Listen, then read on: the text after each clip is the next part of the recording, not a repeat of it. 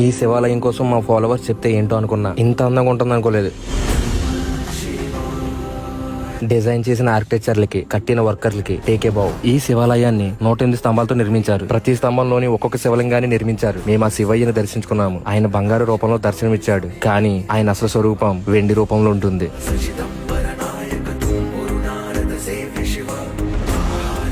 మళ్ళీ 5 నిమిషాల్లో బంగారు రూపంలో మారిపోతుంది. చాలా మందికి గర్భగుడిలోకి వెళ్లి అభిషేకం చేయాలని ఉంటుంది, కానీ మనం గర్భగుడిలోకి వెళ్ళడానికి అవ్వదు. అయినా సరే మనం గర్భగుడిలోకి వెళ్లకుండానే ఆ శివయ్యకి అభిషేకం చేయగలమని మీకు తెలుసా? తర్వాత చెబుతాను, గుర్తుపెట్టుకోండి. ఇవి అన్నపూర్ణదేవి చిత్రాలు. ఇక్కడికి వచ్చిన వాళ్ళందరికీ సంతర్పణ కూడా పెడతారు. మీకు ఇంకొక విషయం తెలుసా? చుట్టుపక్కల ఉన్న లేవలేని ముసలి వాళ్ళకి డైరెక్ట్ గుడి దగ్గర నుండి భోజనాన్ని వాళ్ళ కోసం పట్టుకుని వెళ్తారు.